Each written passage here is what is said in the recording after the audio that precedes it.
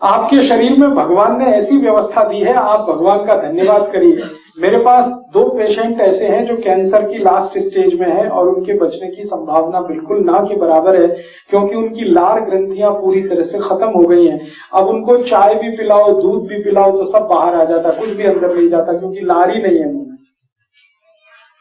है दोनों करोड़पति, तो मुझसे कहते हैं कुछ बता दो, कुछ बता दो। तो मैंने कहा अच्छा ऐसा करो, ज्यादा पैसा है आपके पास तो अमेरिका से इंपोर्ट करो। लार का सैशे आता है, अमेरिका में मिलता है। अमेरिका में कुछ कंपनियां हैं जो लार का बिजनेस करती है। वो मनुष्य की ही लार होती है, उसको जैसे शैम्पू का सैशे होता है ना, उसमें भर के बेचती है। 5 मिलीग्राम का एक सैशे 10,000 रुपए का है। तो वो दोनों कैंसर पेशेंट हर दिन 10 से 12 सैशे कंज्यूम कर लेते हैं, 60 से 70 हजार खर्च करते हैं। लेकिन स्थिति अगले दिन सुबह फिर वही हो जाती है, मुंह पूरे का पूरा सूखा रहता है। माने दूसरे की लार किसी दूसरे को काम नहीं आती, लेकिन वो अपने संतोष के लिए करते जरूर रहेगा। तो भगवान ने आपको ये व्यवस्था दी है, इसको खराब मत करना। अब ये व्यवस्था खराब कहाँ होती है और कैसे होती है वो जरूर।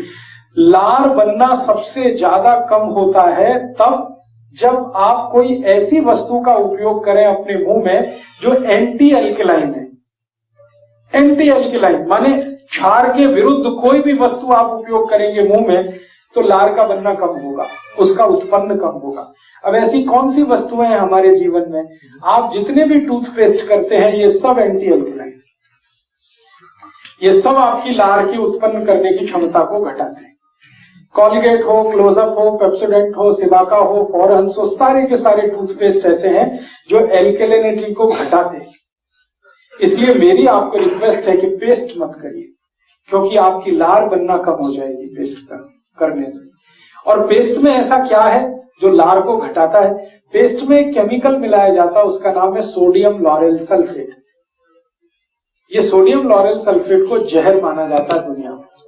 ये थोड़ी भी मात्रा में जीभ पर आप डाल दें तो लार ग्रंथियों को सुखा देता पूरी तरह से। इसलिए दुनिया में जो भी सेंसिबल डॉक्टर्स हैं दांतों के, डेंटिस्ट, वो सब ब्रश करते हैं, ब्रश को कभी पेस्ट नहीं लगाते। अमेरिका, यूरोप के बहुत सारे डेंटिस्ट को मैं जानता हूं थ्रू ईमेल, और मैं उनसे बार बार पूछता हूं आप क्या करते हो, पेशेंट को क्या बताते हो, आप क्या करते हो? वो कहते हैं we do not use any toothpaste, हम नहीं यूज करते, हम इस्तेमाल ही नहीं करते। क्यों? वो कहते तुमको नहीं मालूम लार बनना कम हो जाता है? तो मैं पूछता आप करते क्या? तो उनका खाली ब्रश रगड़ते हैं, पेस्ट नहीं लगाते उसमें। और अमेरिका में तो आपको मालूम है कॉलगेट, क्लोजअप, पेप्सोडेंट सभी टूथपेस्ट पर वार्निंग प्रिंट होती है, स्टैट्यूटरी वार्निंग, वैधानिक चेतावनी। उस पर लिखा होता है please keep out this Colgate from the reach of the children below 6 years. 6 साल से कम उम्र के बच्चे को ये कॉलगेट नहीं देना। सेकंड स्टेटमेंट होता है in case of accidental injection please contact immediately poison control centre. माने गलती से बच्चे ने ये पेस्ट कर लिया तो तुरंत हॉस्पिटल लेके जाना उसको। थर्ड वार्निंग होती है if you are a adult then take the paste on your brush at your own risk in P size. P size माने चने या मटर के दाने से भी छोटा, इतनी सी मात्रा में ही ब्रश पर पेस्ट लेना, वो भी अपने रिस्क पर लेना। इतनी शार्प वार्निंग प्रिंट होती है टूथपेस्ट में। हिंदुस्तान में क्या होता है, इसका उल्टा होता है। टीवी में दिखाते हैं ब्रश भर भर के पेस्ट, अमेरिका में कहते बिल्कुल थोड़ा सा लेना, क्योंकि इसमें सोडियम लॉरेल सल्फेट है और वो आपकी लार उत्पादन क्षमता को खत्म कर देगा, तो थोड़ा सा ही लेना। हमको टीवी बताता ब्रश भर भर के लेना और दिन में 3-3 बार लेना, सुबह भी लेना, दोपहर को लेना, शाम को लेना। तो ये टीवी के जो एडवर्टीजमेंट है जिससे हम फंसे हैं, इसमें से बाहर निकलिए। जो सेंसिबिलिटी है और आपकी इंटेलिजेंसी है उसका यूज करिए। लार को बढ़ाने वाली चीजों से दांत साफ करिए, ना कि घटाने वाली चीजों से। तो आप बोलेंगे कौन सी चीजें हैं जो लार को बढ़ाती है?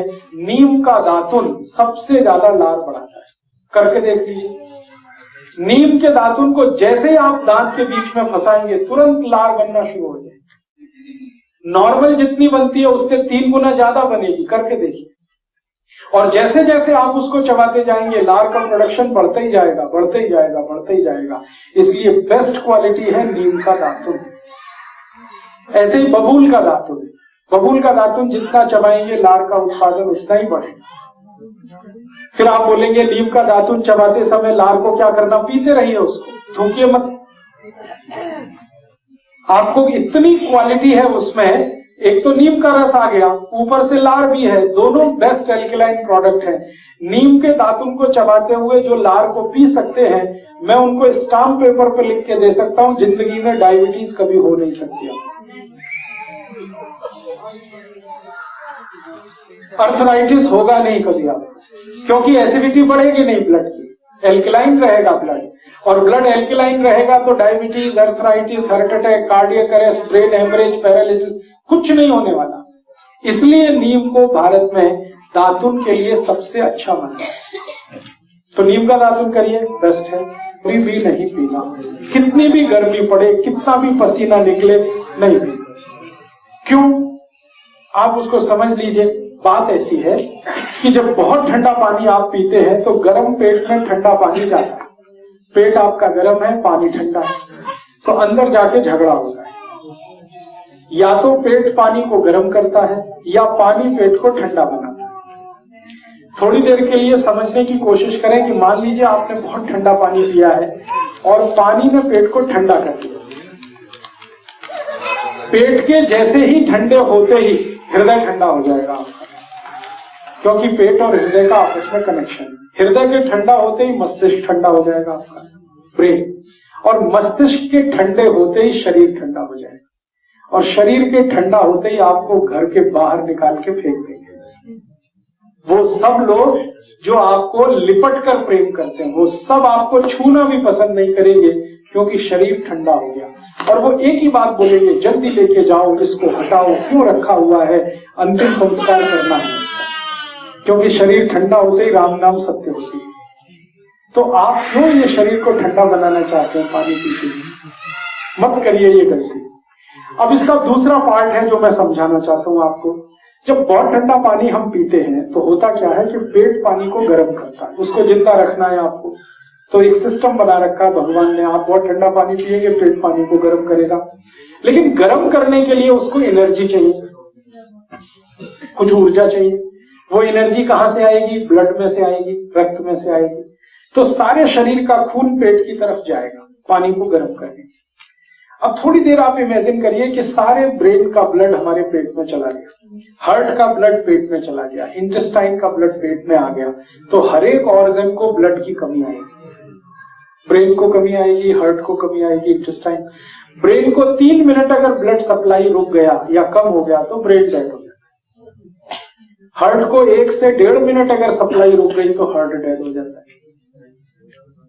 बाकी सभी ऑर्गन्स तो ऐसे ही खत्म हो जाएंगे। इसलिए कहा गया है कि ठंडा पानी पीना बहुत बड़ा रिस्क लेना है, कभी मत पीजिए।